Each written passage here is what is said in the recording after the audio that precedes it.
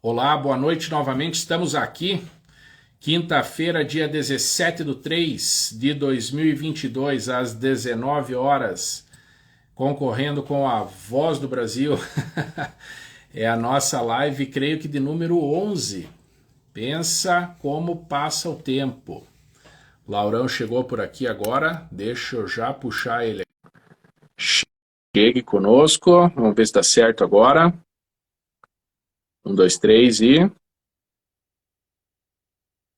Ó, está. O Lauro já está com o convite feito aqui, Laurão. Bioenge através do norte aí está entrando. Aceita aí, Laurão. Josiane, pessoal tá por aí.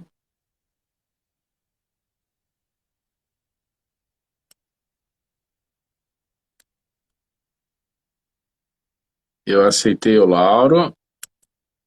Aceitei o Norton. Olha que coisa esquisita, pessoal. Eu estou aceitando os dois aqui. Eles estão pedindo para mim para entrar. Opa, opa, opa, opa. Muita calma nessa hora. Ah, um já apareceu aqui, ó. Fala, Norton. Boa noite, Boa noite, tudo bem? O som tá Estou tentando trazer o avião aqui, não estou conseguindo, ó. O som tá bom? Vamos tentar. Tá me ouvindo bem aí, Nelson? Eu estou te ouvindo.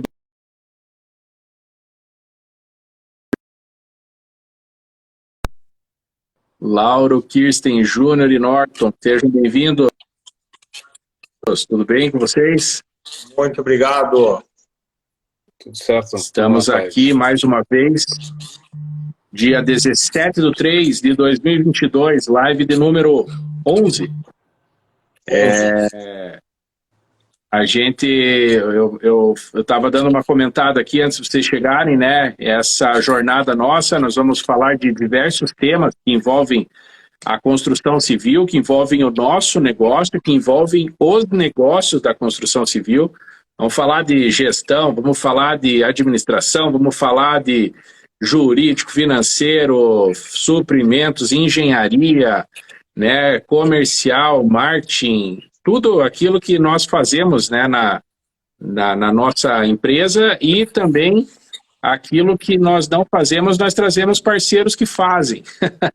E é por isso que o Norton está aqui hoje, um campeão. Não quero fazer a tua apresentação, Norton, porque você sabe que a minha apresentação de você é bem mais completa do que você vai fazer agora, mas, por favor, Norton, se apresente.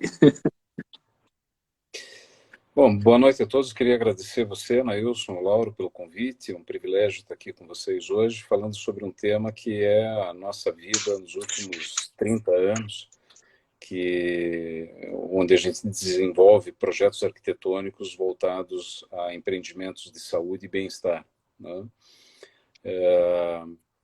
Eu entrei nessa área, né, eu fiz engenharia civil na Federal do Paraná, entrei nessa área por conta de ter descoberto diabetes, né, na minha vida, e ter me envolvido cada vez mais na área de saúde, ainda na faculdade, e fui fazer meu mestrado em engenharia biomédica, e depois tive a oportunidade de fazer o doutorado nos Estados Unidos, na área de gestão de saúde, e mais especificamente lá foi voltado a moradias para pessoas idosas, né? Mas a Bioenge, que é a empresa que eu fundei e a empresa onde hoje eu tenho o privilégio de ser um dos sócios e diretor técnico, é uma empresa que vem se destacando, né, com mais de 1,5 milhão de metros quadrados projetados exclusivamente para a área de saúde, né? Então, nós não fazemos outro tipo de projeto arquitetônico que não seja um projeto envolvendo aprovações na vigilância sanitária. E isso se deu, né, ao longo do tempo, em todo o território nacional, e a gente teve o privilégio também de atuar lá nos Estados Unidos, né, no estado da Flórida, com residenciais para pessoas idosas, né, com senior living. Rapidamente é essa a nossa trajetória aí, né? E eu acho que a gente vai conversando mais aí ao longo da noite e a gente vai expondo mais características aí da BioEng e, enfim, do que a gente faz.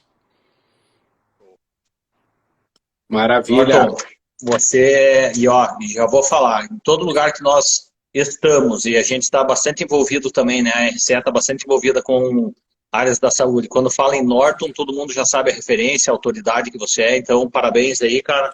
Você é um exemplo para gente, um amigo querido e bola para frente. Essa parceria aí é muito boa, com certeza. Que bom, obrigado pela deferência. Vocês são sempre muito gentis aí nos elogios. Nada, a gente só Norton, elogia quem é verdadeiro. Norton, essa dinâmica aí de projeto da saúde, igual você comentou, né, projeto da Anvisa, foi através de uma situação tua pessoal que você começou a se dedicar para essa área e tudo, e nunca mais parou, se especializou, igual o Lauro falou, virou referência.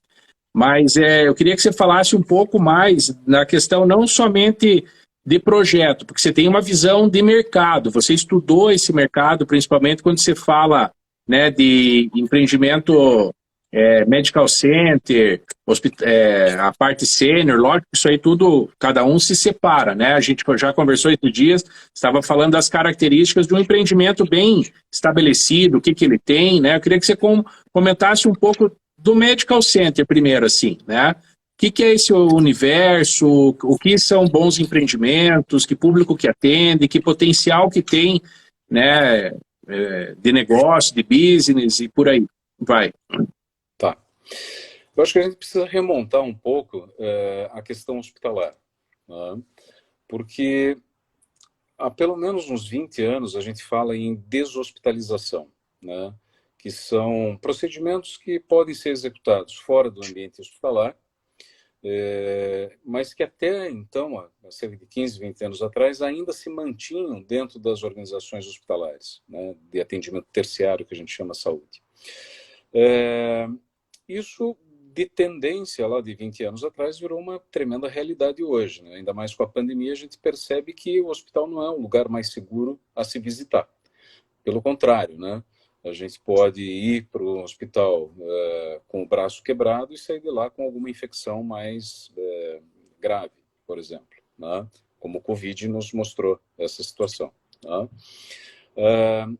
É importante observar que o mercado imobiliário no setor de saúde ele está extremamente aquecido nos dias de hoje, né? Então a gente vê muitas fusões, muitas aquisições, né, sendo diariamente noticiadas, né?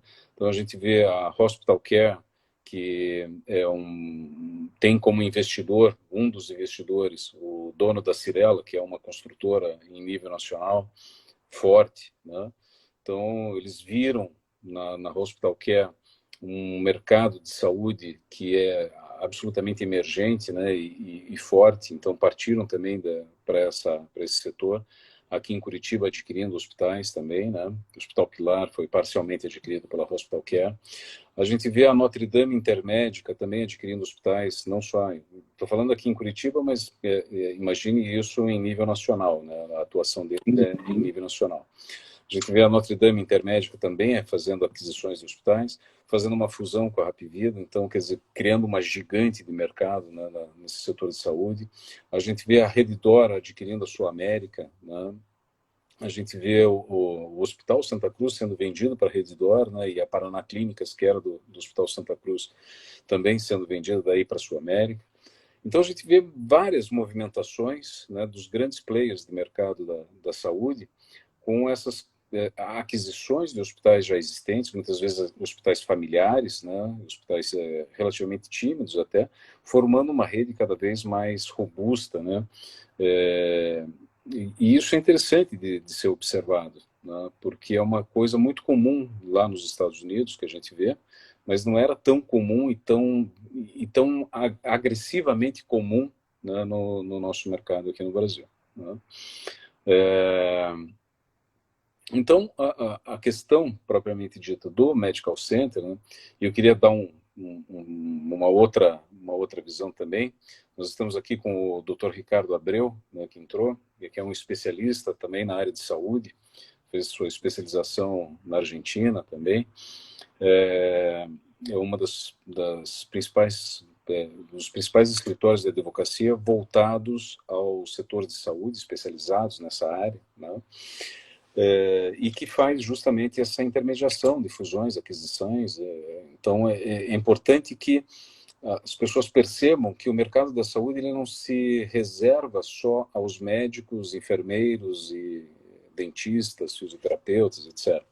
Não, o mercado de saúde é muito mais amplo que isso, né, com a nossa atuação, né, de engenheiros, arquitetos, advogados, contabilistas, enfim, tem uma série de outros profissionais que dão esse suporte para a área de saúde, né? Então, o Medical Center ele vem num cenário de deshospitalização, né? Então, o que a gente pode fazer em termos de baixa e média complexidade, que não precise de uma área tão robusta tecnologicamente falando e de cuidados tão intensivos como é uma unidade hospitalar, e que, na verdade, corresponde a mais de 80% dos procedimentos hoje de saúde, né? Então, quando você percebe essa movimentação, nos parece muito mais óbvio e muito mais lógico a gente tirar esses procedimentos de dentro dos hospitais, e aí faltam centros médicos para atender essa população toda, né? Tanto quem vai prestar esse serviço quanto quem vai ser atendido. Então, há uma carência em termos nacionais de público, de empreendimentos, na verdade, desculpe, voltados especificamente para a área de saúde. Mas daí pode vir a pergunta, ok, Norton, mas qual a diferença, então, para um médico se instalar numa edificação corporativa normal ou se instalar num medical center, né? Eu queria dizer para vocês que a outra pessoa que entrou aqui, o Paulo Ricardo Distman, que é sócio do Renato Castelo Branco, lá da ProMedical em Porto Alegre, o Renato ele foi o pioneiro, né? Ele é administrador hospitalar, foi da Redditor, e é o pioneiro nessa movimentação de medical center no Brasil inteiro. Então, ele iniciou com esse processo com a construtora Cirela, né, fazendo uma marca chamada Mediplex, né, que são os prédios corporativos voltados para a área de saúde. Aqui em Curitiba se chama DOC Castelo do Batel, né, é o único lugar onde mudou o termo Mediplex.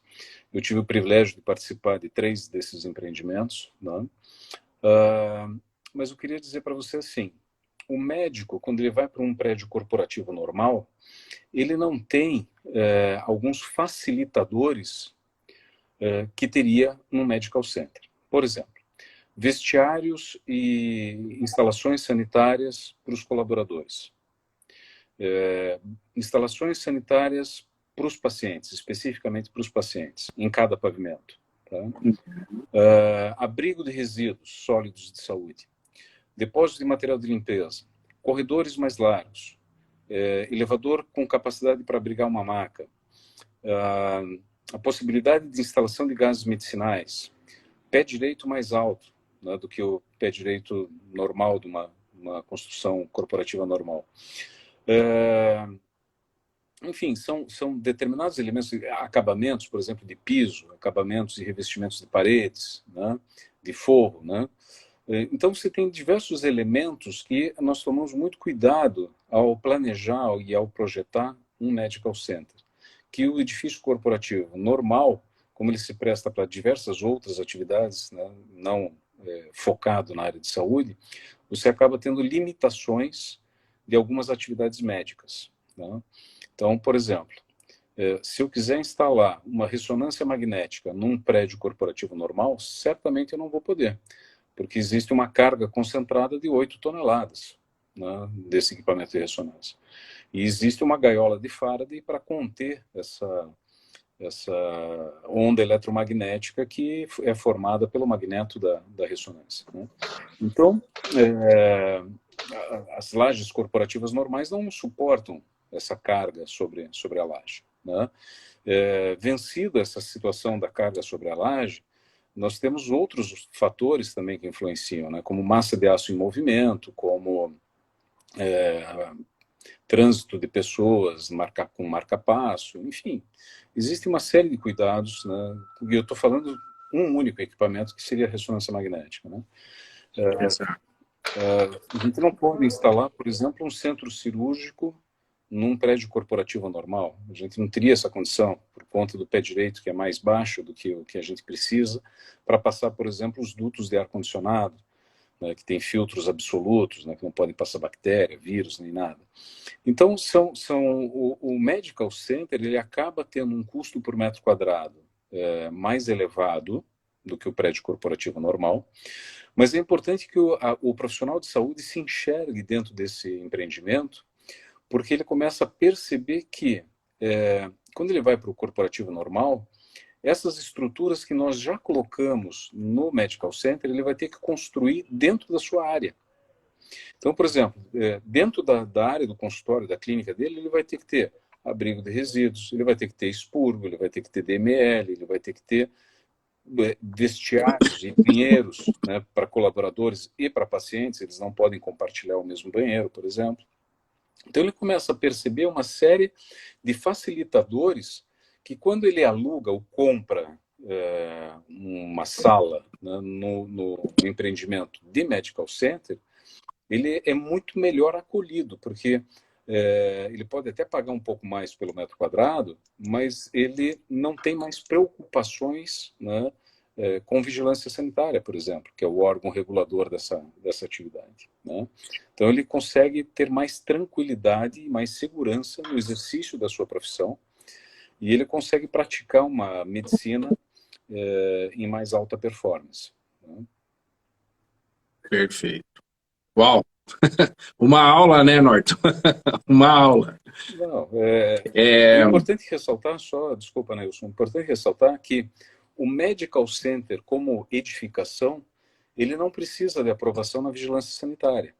Tá? Isso é um grande equívoco que muitos incorporadores acabam pensando, né? Não vou investir nessa área porque eu vou precisar aprovar na vigilância sanitária, eu não quero isso. Na verdade, não. O prédio não precisa ser aprovado na vigilância sanitária, mas cada atividade que vai se instalar lá dentro precisa, certo? Então, perfeito. E essa é uma diferença crucial para o incorporador, né? Porque as atividades que vão se instalar ali dentro, sim, elas vão fazer os seus projetos, vão submeter para a vigilância sanitária e vão receber lá a sua aprovação, né? Só que o que acontece? Quando você apresenta um projeto que você está dentro de um ecossistema, né, que te oferece todos esses facilitadores, evidentemente que a vigilância sanitária ela começa a enxergar naquele prédio um prédio vocacionado para a área de saúde, aonde foram levadas em consideração premissas de segurança e da legislação sanitária federal. Então começa tudo a fazer mais sentido, começa tudo a ter um fluxo de aprovações também mais facilitado para aquele teu cliente, aquele cara que vai comprar a tua sala ou que vai alugar a tua sala dentro do Medical Center. Fazendo essa comparação entre o edifício corporativo, né, as questões aí do quanto é mais facilitador para a vida do profissional de saúde, mesmo pagando o custo do metro quadrado um pouco mais, mas estar dentro de um ambiente que gere um ecossistema favorável para a atividade dele, né? E aí tem que buscar edificações que sejam o mais flexíveis possível para que todas as atividades médicas possam serem abrigadas nessas edificações, né?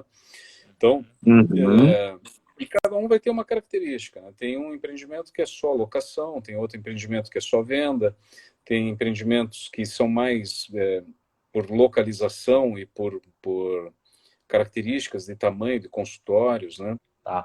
Norton, a gente estava conversando ali quando o Nailson, eu acredito que o Nailson tinha ficado fora do ar e daí a gente continuou conversando por um período.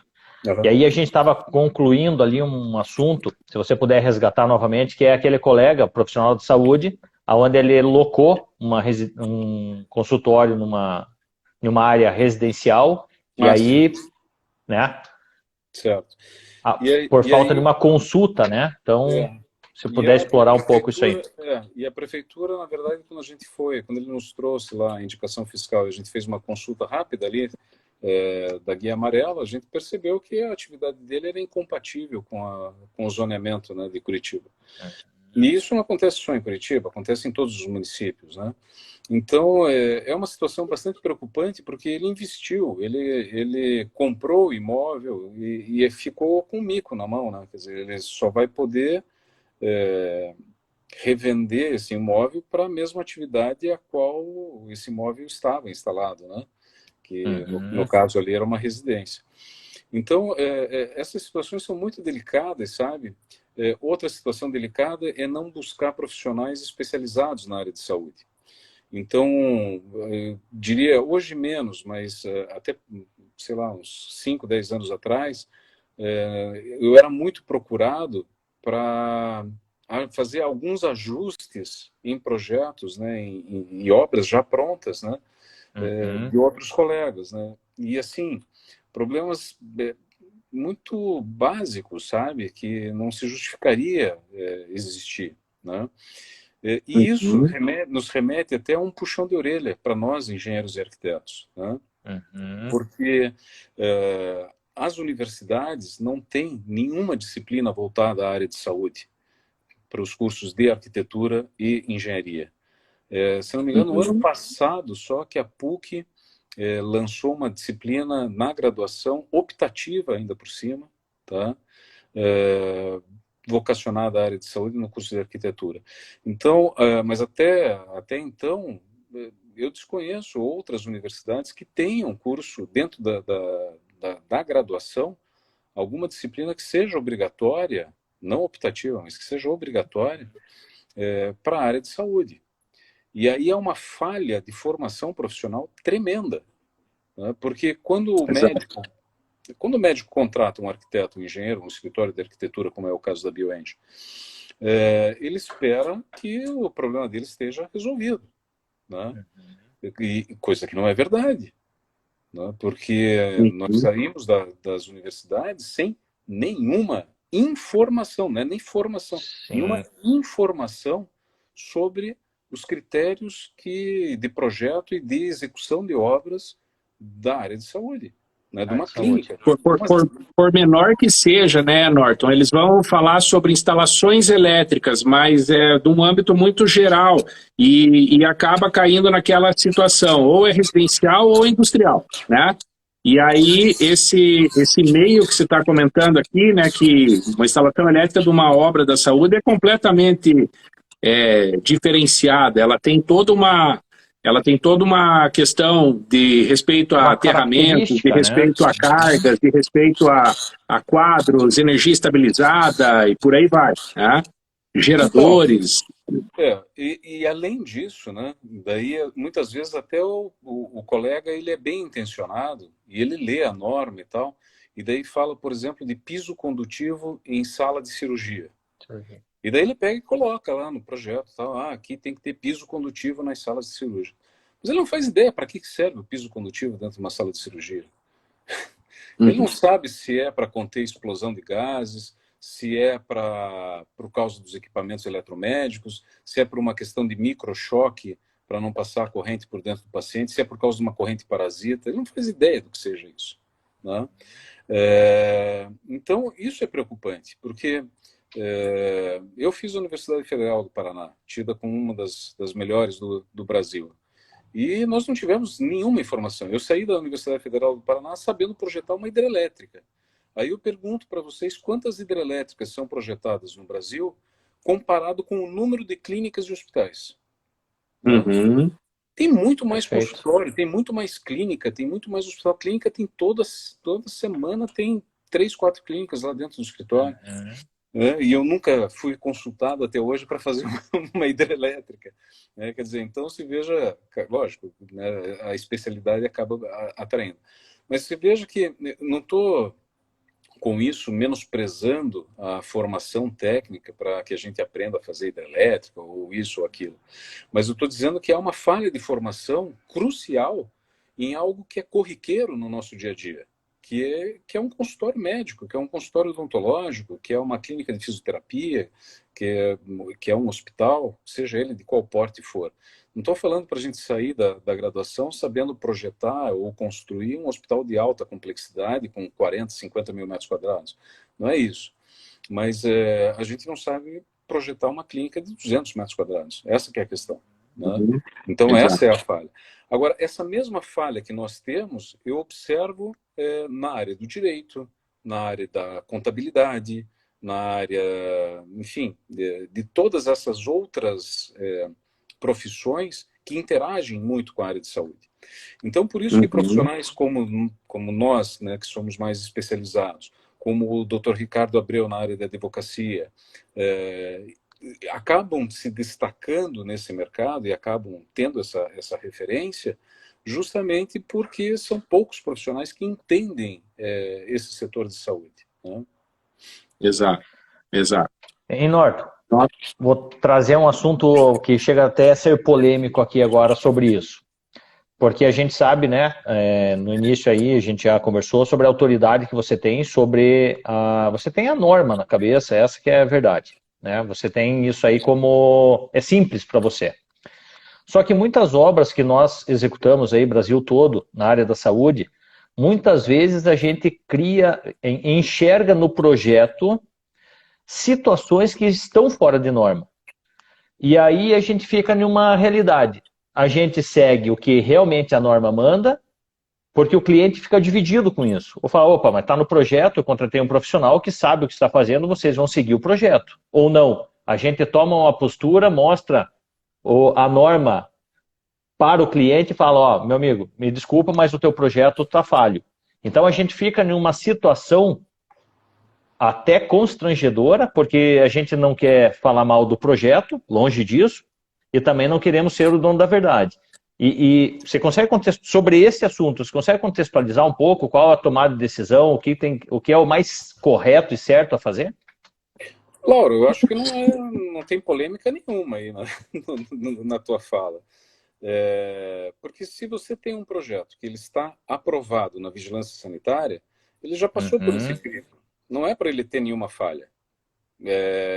Falha que implique em risco sanitário.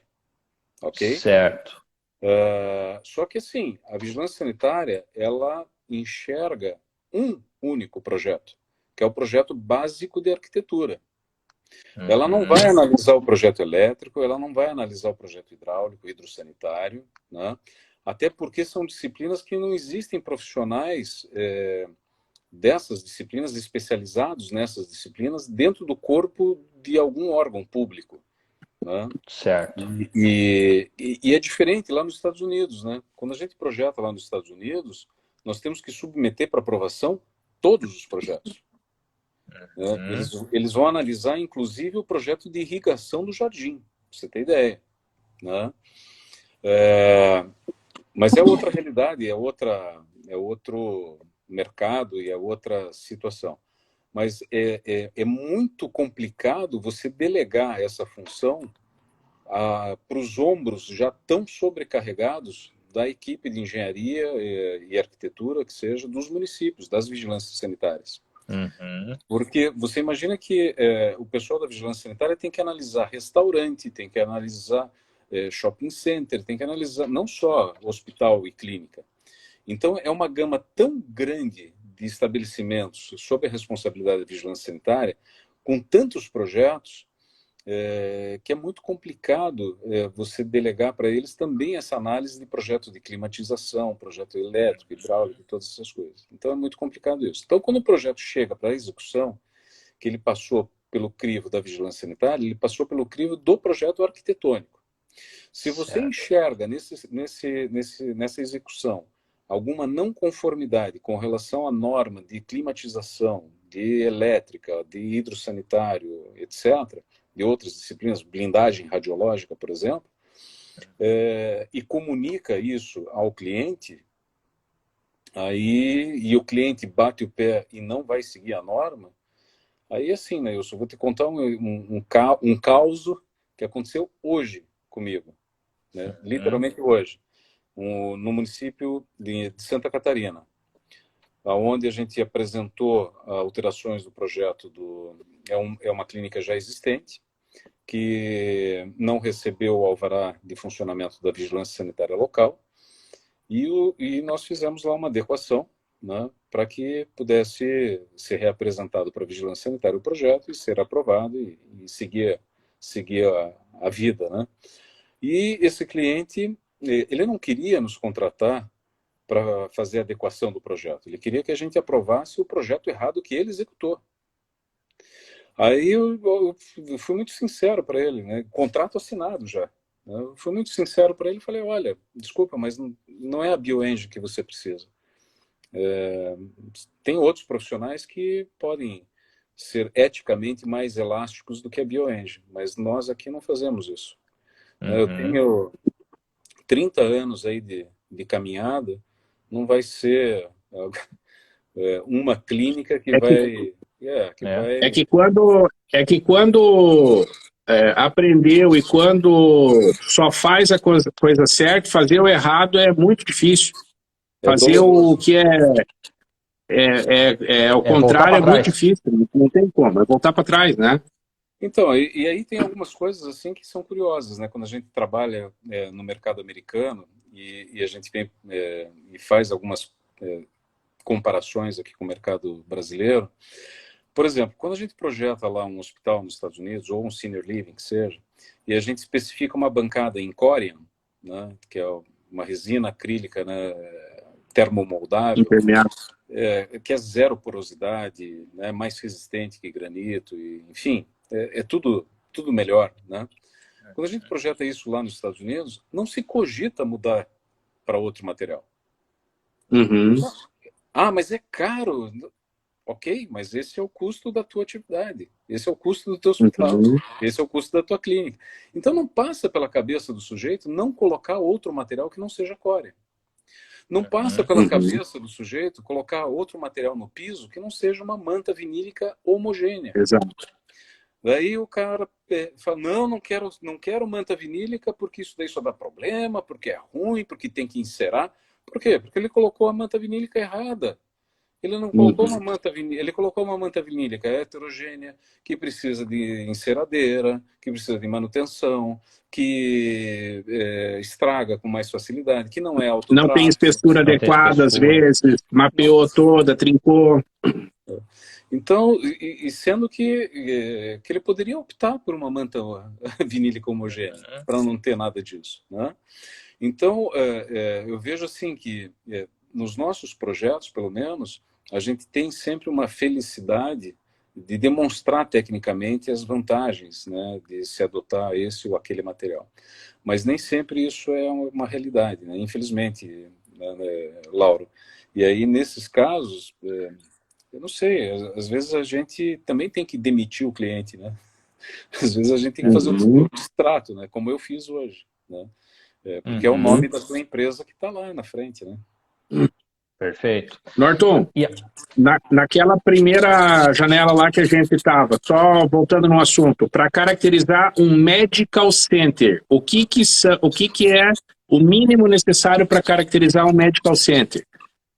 Porque ele não é uma obra corporativa convencional que você só vai colocar salas de consultórios. Você deu a questão da largura dos corredores, não quero entrar no aspecto técnico agora de largura, escada e tal, mas tipo, precisa ter centro cirúrgico, precisa ter... o que caracteriza um medical center? Na verdade, infelizmente a gente vai ter que falar de infraestrutura, né? Porque são esses ambientes de apoio, né, que você embarca em cada pavimento. A lixeira, o DML, o vestiário dos funcionários, tudo aquilo que você falou já. Então tá. Mas é obrigatório ter centro cirúrgico? Não é obrigatório ter centro cirúrgico, não é obrigatório ter centro de imagens, não, nada disso. Tá. A gente só faz a infraestrutura mais flexível, com o pé direito mais alto, enfim, por exemplo, não vai fazer todas as lajes com capacidade de 8 toneladas, mas você vai destinar uma laje, um pedaço de uma laje que possa suportar essa carga para que tenha essa possibilidade de instalação. Agora, vamos lá. O Medical Center, ele não tem a UTI, no caso. Então, isso difere ele de um hospital e vão ser feitos lá nele procedimentos mais simples, né? Uma varize, uma vasectomia, sei lá, uma pequena incisão é feita no Medical Center para deshospitalizar. Isso. Veja, você falou UTI, mas nem todos os hospitais têm UTI, tá? Então, não é exatamente a presença ou a ausência de UTI que caracteriza o Medical Center. Mas você pode ter lá o teu centro cirúrgico e pode ter internamento, mas é um internamento dia. Por exemplo, o sujeito faz a cirurgia de manhã e no final da tarde, no começo da noite, já vai para casa. Eventualmente, se você tiver condições de internamento dia, você também pode ter. E isso não se caracteriza em hospital, tá? É uma clínica com internamento, por exemplo, tá? Legal. Então, é importante essa separação, né? Para que você tenha em mente que não é um hospital, é um outro tipo de atendimento à saúde. Perfeito. Isso é novo, né? É uma tendência nova, né? Você percebe que os profissionais estão migrando do hospital, tendo suas salas, locando suas salas, indo para os medical care, medical center? Então, né, ou não? Já não é mais tendência, né? É uma realidade, até pela oferta, né? Claro que, vamos lá, aqui em Curitiba, hoje, a gente está com... Eu participo de 6 empreendimentos de medical center, né? Dos 7 que estão em atividade, em construção, em projeto, etc. E isso daí vai acabar acontecendo em outros municípios, independente do porte, né? Isso daí vai ser levado para o interior do estado do Paraná, para Santa Catarina já é uma realidade também, São Paulo, Mato Grosso, etc. Então, as pessoas começam a ver que conseguem fazer procedimentos mais eficientes, mais baratos e mais rápidos nessas estruturas que dentro do ambiente hospitalar. Então, basicamente, é essa a situação. Legal. Norton, a gente tem aqui hoje a conversa sobre o mercado da saúde, né? Medical Center, hospitais e senior living. A gente já, quando a gente fala de Medical Center, você já falou de coisa ali que também envolvem os hospitais e tudo, e tem essa outra modalidade aí, essa versão também, que daí pode entrar como um cuidado mais intensivo, ou como uma moradia preparada, né, para que o senior living se caracterize ali. Fala um pouco aí, você já desmistificou uma vez para mim uma questão de que tem que cuidar para não tratar ele como um hospital, porque senão daí vai ter que seguir outras normas, outras características e separar o que é residência de hospital, aquele um bate-papo que nós tivemos aí esses dias aí sobre isso. Então, Neilson, essa é uma questão muito importante também, porque a nossa memória afetiva é muito ruim com relação à moradia para pessoas idosas. A gente imediatamente se remete aos asilos, né, que mais se parecem instituições prisionais do que propriamente outra situação, né? E aqui no Brasil a gente só tem 2 modelos, né, de negócios de moradias para pessoas idosas, que são as ILPIs, as instituições de longa permanência para idosos, e em menor dimensão a gente tem as casas ou lares, né, de repouso, que são poucos moradores, né, normalmente 10, 12, 15 pessoas, 20 pessoas, né? E começam a surgir algumas movimentações, né, principalmente voltadas à ILPI, que é a institucionalização da pessoa idosa, com algumas características mais, não diria luxuosas, mas um pouco mais tirando essa memória, tirando aquela memória afetiva ruim que a gente tem, mas se aproximando mais a uma hotelaria de melhor qualidade, né? Mas eu queria enfatizar uma situação que é uma situação que eu acredito muito, também em função do doutorado e do meu livro, né, eu cito isso, que é o envelhecimento no próprio local onde você mora. Porque o norte-americano, o europeu, o asiático, né, ninguém quer sair da sua casa para ir para um senior living, né? Então, porque as pessoas me perguntam, Norton, mas você projeta senior living lá nos Estados Unidos, mas lá é uma outra realidade. Lá a pessoa se prepara para ir para o senior living. Sim e não. Ele sabe que um dia ele pode migrar para lá, mas ele não quer sair da sua própria casa. Essa que é a grande realidade, né? São os mesmos medos que a gente tem aqui no Brasil, né? Será que eu vou ser bem tratado? Será que minha família vai se esquecer de mim? Será que vão me alimentar bem? Será que vão me dar remédio? Né? Então, são os mesmos temores, né? O que diferencia são o grande número de modelos de negócios que nós temos, por exemplo, nos Estados Unidos, que nós não temos aqui no Brasil. Se aqui no Brasil a gente só tem 2 modelos de negócio, lá nos Estados Unidos a gente tem vários modelos, né? Tem o Independent Living, que é a pessoa absolutamente independente. Tem o Assisted Living, Assisted Living Facility. Tem o Skilled Nursing Facility, que é o SNF, né, que a gente sempre abrevia pelas siglas. Tem o Rehab, que é de reabilitação, então, seria para nós o hospital de transição. Tem o Memory Care, que é para demência, Alzheimer, né? Então, são vários graus aí de dependência e você tem vários modelos de negócio de acordo com esses graus de dependência.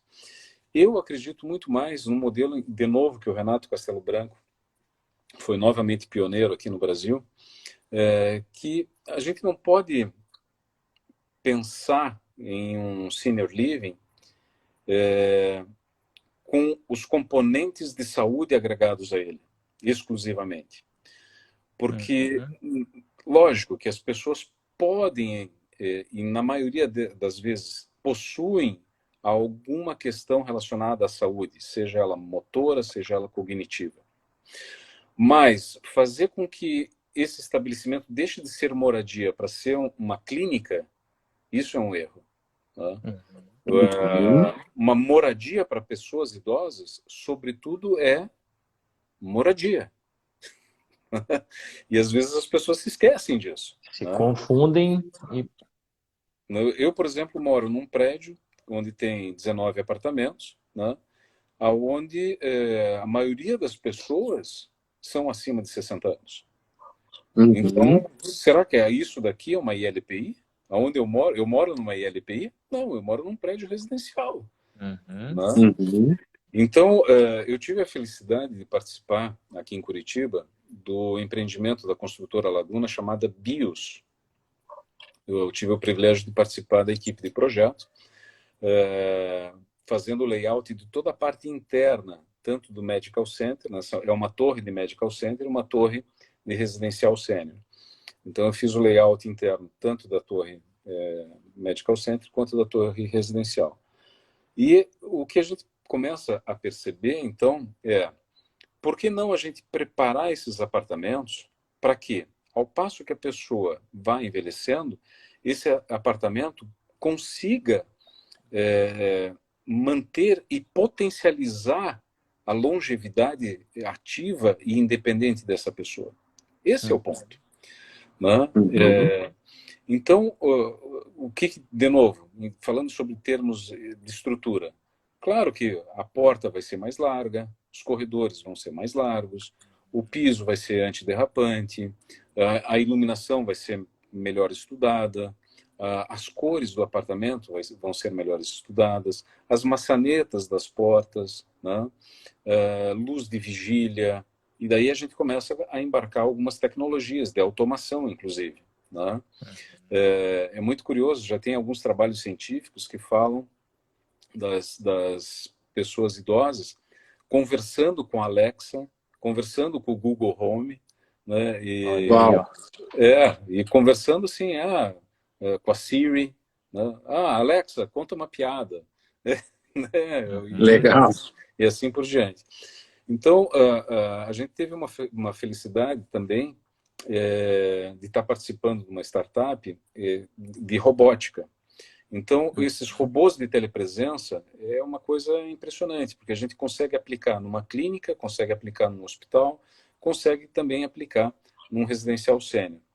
E a grande vantagem desse residencial sênior é que lá no térreo, né, no embasamento, você tem uma sala que poderia ser, por exemplo, a sala administrativa do condomínio, né, mas é uma sala onde uma empresa de home care se instala para prestar serviços, né, eventuais ou contínuos para os moradores, né? Oh. Então você paga lá uma taxa no teu condomínio, né, que não é muito alta, para que tenha lá nesse embasamento uma pessoa preparada para que, se uma pessoa idosa cai, se machuca, faz um corte e tal, ela possa fazer uma avaliação dessa pessoa e possa chamar uma ambulância, possa chamar um parente para remover para um serviço, aí sim um serviço de saúde.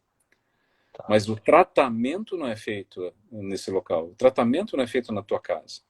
Uhum. E lógico que se a pessoa começa a evoluir o seu grau de dependência, seja ela física, motora ou cognitiva, aí ela tem a possibilidade de contratar sob demanda, pay-per-use, os serviços dessa empresa de home care, como acontece em qualquer edifício, como acontece em qualquer casa, né?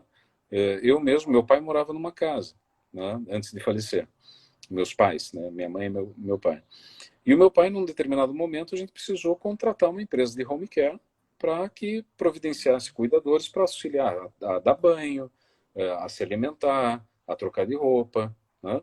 Então, se isso acontece num nível macro, né, do município, só que isso é muito caro, né? Por que não concentrar isso num residencial, dando a oportunidade das pessoas envelhecerem, mas de uma forma ativa e independente, né? E aí rateando esses custos, aí o custo fica mais barato. Por quê?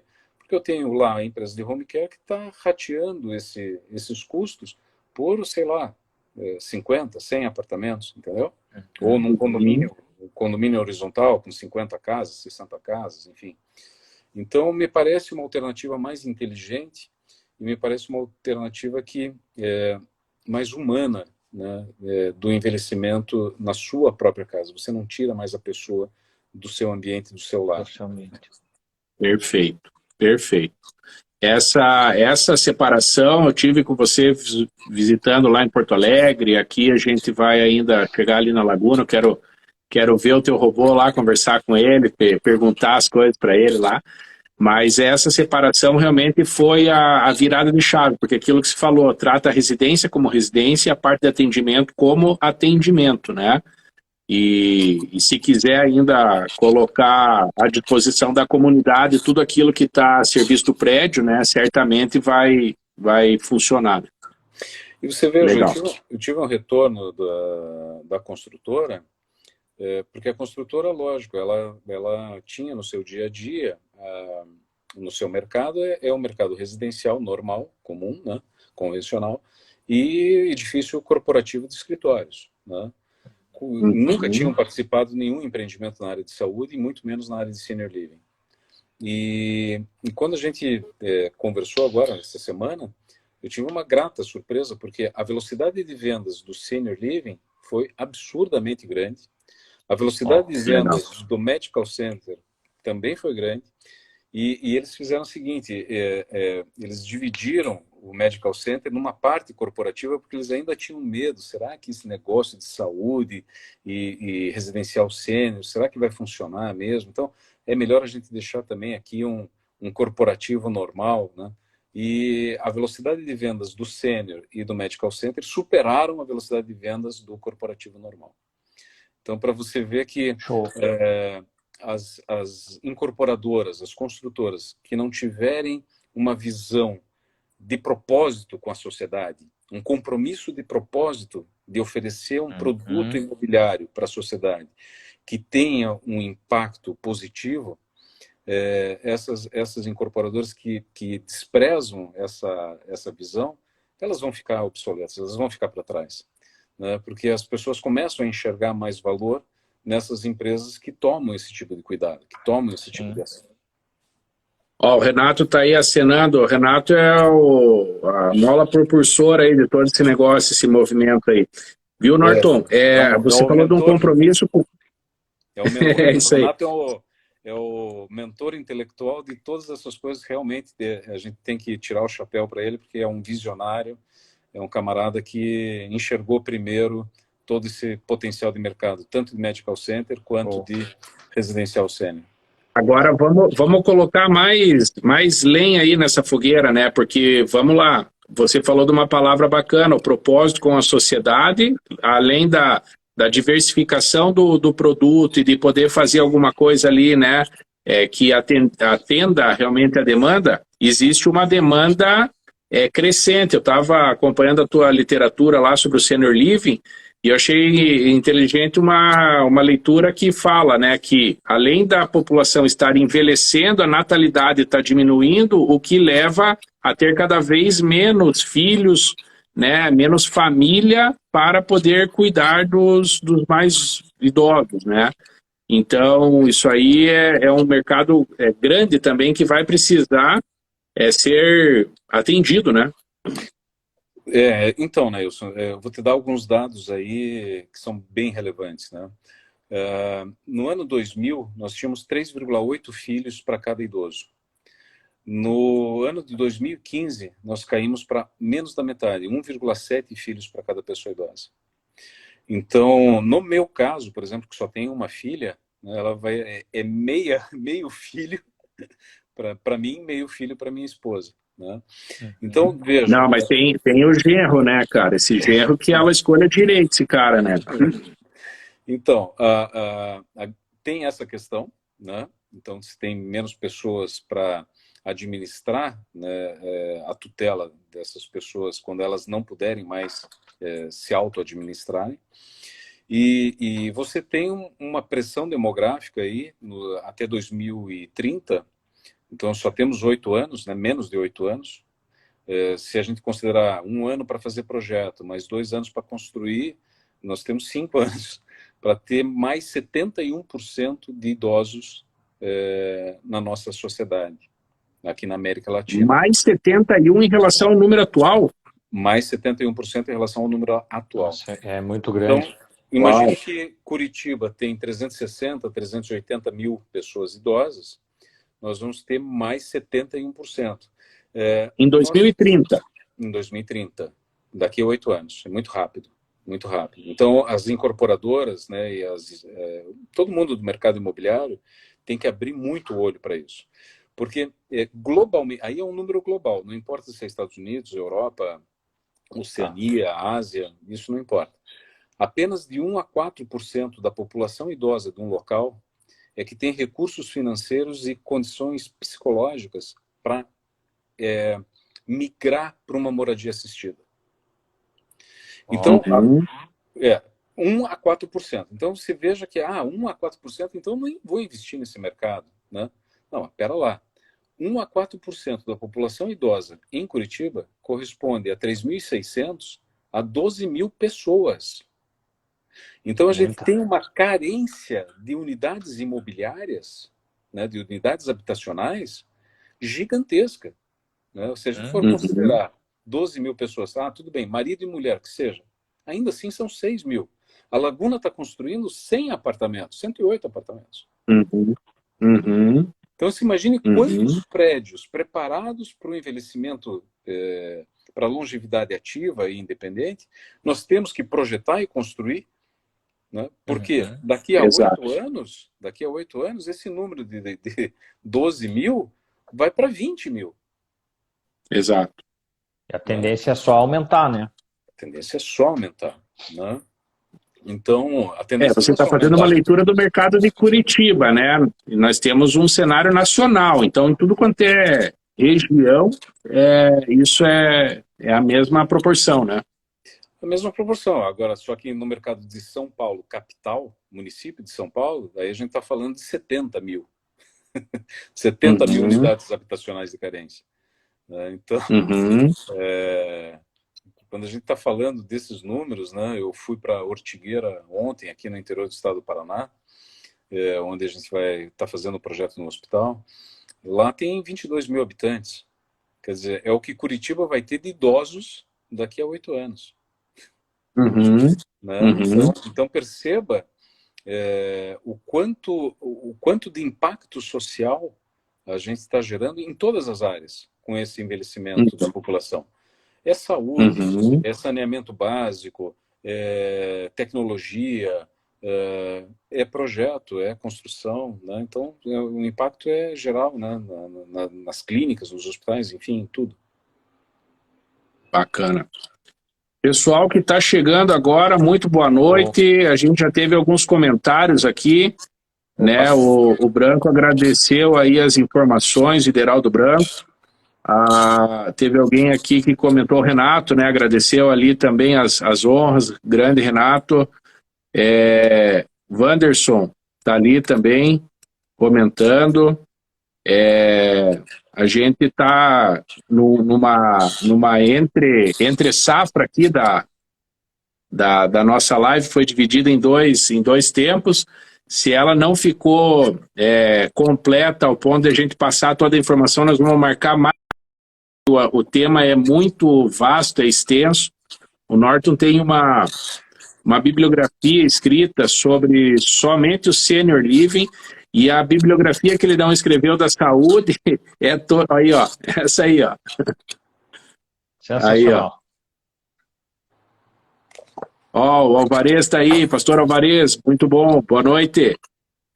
E a bibliografia que não está escrita da saúde, ela não está escrita em forma de livro, mas ela está escrita cheia de empreendimento aí pelo Brasil inteiro, né? Com a marca da BioEng, com a validação aí do projeto.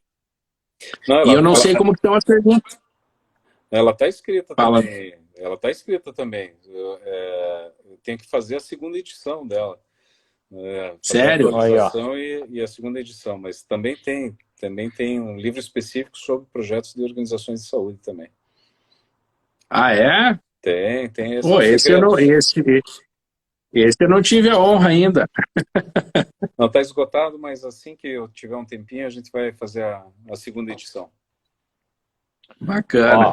O pessoal, não sei se alguém uma tem pergunta. O Wanderson aqui fez uma pergunta. Ó. Pensando no envelhecimento e no companheiro dos idosos, pets, como vocês pensam sobre as estruturas desses companheiros? Então, o Dr. Wanderson é anestesiologista. Obrigado aí pela participação e pela pergunta.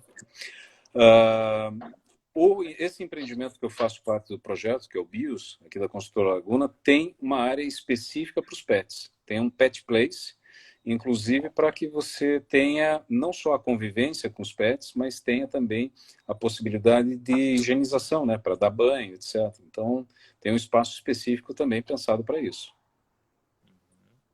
Legal. Perfeito. É que a gente incorpora muitas coisas, né, num residencial. É muito... Uhum. No BIOS ele fala que já existe um espaço pet, o Renato. Ó. Excelente. Muito bom. Norton, não sei como está o tempo do pessoal aí, como a gente dividiu a live, se estendeu um pouquinho no nosso horário, e se você for falando, a gente não para de fazer pergunta, né? A gente fica até meia-noite aqui. Agora, uma pergunta para deixar aqui. O usuário, eu, por exemplo, eu tenho meus pais, né? Ainda vivos, pai e mãe. Culturalmente, isso no Brasil chega a ser um problema? Chega pela nossa memória afetiva, né? Porque a gente, de novo, né? A gente quando pensa em, vou colocar meu pai para morar numa casa de repouso, né? Ou numa ILPI. Pô, tua memória afetiva é ruim, né? Ainda mais com os escândalos que volta e meia tem de maus tratos a pessoas escuta, idosas, né? etc. Agora, quando você pega e fala pro teu pai, né, pra tua mãe, que vem cá, vamos conhecer aqui esse apartamento novo. Aí você chega no apartamento e, pô, é completamente diferente, né? É um apartamento preparado para a vida dele de tal forma que ele vai achar a casa dele muito ruim. Sim. Porque aquele imóvel é muito bom. Aquele imóvel foi pensado de tal forma. Norton, aquele dia que a gente visitou lá em Porto Alegre, eu lembro dos detalhes de marcenaria, de abertura de porta, de acesso, de canto arredondado, de peso das coisas. É um funcionamento preparado para isso, né? Então, e isso dá mais independência, né? Quando você pega e coloca, por exemplo, um armário de cozinha, onde a pessoa aperta um botão e o armário inteiro desce para ela pegar um prato, um copo, você está evitando que aquela pessoa idosa suba numa escadinha, suba numa cadeira, acabe se desequilibrando, caindo, quebrando o quadril e daí dá um declínio de depressão, de uma série de coisas aí que vem junto com isso, né?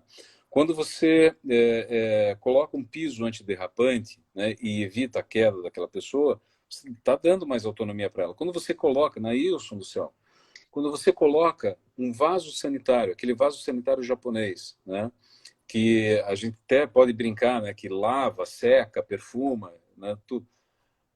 Mas é uma ducha higiênica que é no próprio vaso, né, que você regula a temperatura de água, pressão do jato, mas isso daí você dá dignidade para a pessoa, porque não existe nada mais constrangedor, tanto para a pessoa idosa, quanto para quem vai auxiliar essa pessoa idosa, a ter alguém fazendo a sua higiene íntima.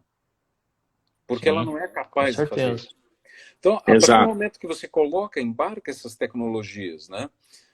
Quando você pega, estou falando do robô, mas poderia ser a Alexa, né? O independente. O robô, veja, custa R$60 mil um robô, tá?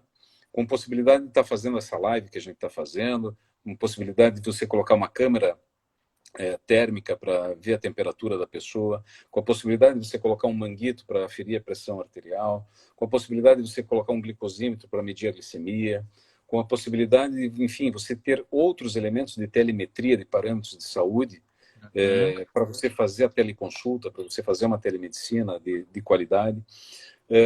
Opa, 60 mil, se um telefone, um smartphone custa 13, 14 mil, né, esses mais luxuosos, o robô até que não está tão caro, né, e com a demanda crescente, pode ser que esse valor acabe sendo mais popular. E pelas possibilidades de interações que ele pode fazer, começa talvez a fazer sentido. Quando você embarca a automação e a pessoa idosa pode, por comando de voz, falar para o robô, troque de canal, aumente o ar-condicionado, desliga a luz, liga a cafeteira, fecha a persiana. Fecha a persiana, abre a cortina. Tudo começa a fazer muito sentido. Né? Tudo começa a fazer muito sentido. Eu tenho um colega, por exemplo, o Martin Henkel, especializado em produtos para a área de saúde. Ele pegou e me mostrou, uma vez, um controle remoto da televisão do pai dele. Ele pegou e colocou um monte de fita isolante, deixou só o volume e o canal para trocar. Porque isso acontece comigo. Né? Tá certo que eu já tenho 54 anos, mas isso acontece comigo. Né? Quando você muda, por acaso, né, do HDMI 2 para o HDMI 4, quem é que diz que você consegue chegar lá de novo para assistir o teu programa? É ou não é? Então, você imagina uma pessoa idosa ali que está mexendo ali na televisão, quer assistir, sei lá, Domingão do Faustão, lá, Domingão do Hulk, e daí quer Só tem duas funções. E daí quer mudar para o Silvio Santos, ou quer mudar, não consegue, né? Sim. Então, quanto mais simples a linguagem, né? Quanto mais intuitiva e quanto mais tiver essa possibilidade de ter essa interação subliminar, né, eu diria, com a tecnologia, e a pessoa idosa, ao contrário do que todo mundo pensa, ela é muito adepta de tecnologia. É que as pessoas, às vezes, não têm um pouco de paciência para explicar as coisas. Mas você veja que tudo isso que eu estou falando, ela pode fazer por acionamento de controle de voz. Troque de canal, coloque no Netflix, na série tal, aumenta o volume da televisão, diminua o volume da televisão, aumenta o volume do som, diminui o ar-condicionado. É tudo comando de voz. Né? Então, facilita demais. Né? Então, quando você embarca essas tecnologias, você traz dignidade, você traz independência, você traz uma longevidade mais ativa. Enfim, eu sou muito adepto a fazer isso. E a gente tem que pensar que a gente também não pode projetar essas edificações para o idoso, para a pessoa idosa de hoje. A gente tem que pensar também em como nós gostaríamos de ter a nossa casa no futuro. Né? Então, uma casa que não nos segregue. né? Uma casa, por exemplo, que eu possa caminhar sem desnível, que eu possa caminhar sem ter obstáculos, sem ter um tapete que possa me derrubar. E aí, assim, lógico, e casa de ferreiro, espeto de pau, né? Eu tenho uma irmã com 62 anos, que saiu de um apartamento que tinha um único nível e comprou um sobrado com 3 andares. Né? Eu falei, minha nossa, o que você está fazendo? O que você acha que eu vou comprar aqui e tal? O que você acha? Eu falei, acho que é uma loucura, né? Você, nessa fase da vida, comprar uma casa com 3 andares, né? Subir e descer a escada o tempo inteiro, tudo bem. Vai se manter ativa, né? Com exercício e tal. Mas, gente, a possibilidade de uma queda... Então, assim, acredito eu que as instituições de longa permanência para idosos vão continuar existindo, evidente. Chega um momento de um grau avançado de demência, que a pessoa idosa acaba se tornando um perigo para ela própria e precisa ser institucionalizada. Mas eu acredito que esse movimento do aging in place, né, que é você dar condições para que a tua casa te dê potencial para você viver mais independente, mais ativo por mais tempo. Essa é uma tendência relativamente nova e que vai, sem dúvida alguma... Vem para pegar. Sem dúvida alguma vai atrair muito o mercado que vai consumir essas unidades habitacionais e, consequentemente, pressionar as incorporadoras e construtoras a produzirem, a ofertarem mais esses produtos no mercado imobiliário. No mercado. Perfeito. Top. Ó, a Leila Azevedo comentou, né, ergonomia sênior, é muito importante. O Ederaldo falou aqui, qual que é o próximo Senior Living de Curitiba? Quero reservar um para mim quando ficar mais idoso. Tem um... Fala aí, Norton, você responde para ele. Bom, são informações até certo ponto confidenciais, né? Mas entendi. Mas hoje tem algum aí? Então, a Laguna está construindo o BIOS, cuja previsão é 2025, né? 2024, 2025 abrir as portas, a entrega da obra. Mas a própria Laguna já começa, pelo sucesso, né, que ela teve, né, que ela experimentou, ela já começa a estudar alguns outros terrenos aqui mesmo em Curitiba, né? E lógico que no caso aqui, especificamente em Curitiba, e acredito que lá em Porto Alegre o Renato pode corroborar com o que eu vou falar, as pessoas ficam aguardando muito, né? Não, vamos ver esse negócio de... vamos ver se vai dar certo. Vamos ver se vai dar certo e tal. Se der certo, daí eu vou. Só que você conhece muito bem o meu orientador lá do doutorado, o professor Anthony Portigliatti. Ele fala, né, da passagem lá do Aristóteles Onassis, né, que estava dando uma entrevista e perguntaram para ele sobre o segredo da fortuna dele, né? E então ele para toda a entrevista e aponta uma garrafa de água no canto do estúdio, né? E fala para o entrevistador, você está vendo aquela garrafa de água ali no canto do estúdio?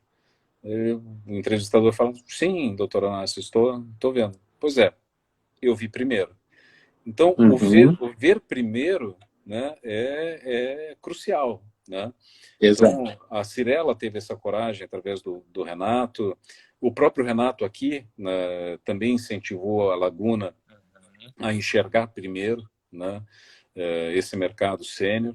E certamente outras incorporadoras vão vir, né? Agora, é interessante, Nailson, também, desculpa me alongar aqui nessa resposta, mas é interessante porque pelo menos 4 incorporadores por mês nos buscam lá no escritório com algumas questões assim. Eu tenho um terreno aqui que é mais afastado da cidade, é uma chácara que tem um lago que é mais contemplativo e tal. Estou pensando, né, o idoso pode ficar mais quieto. Tal. O idoso não quer isso. Você não pode sequestrar, você não pode sequestrar a urbanidade dele, a vida urbana dele. Você não pode fazer com que ele se isole no meio do mato e a família tenha dificuldades para chegar até a casa dele.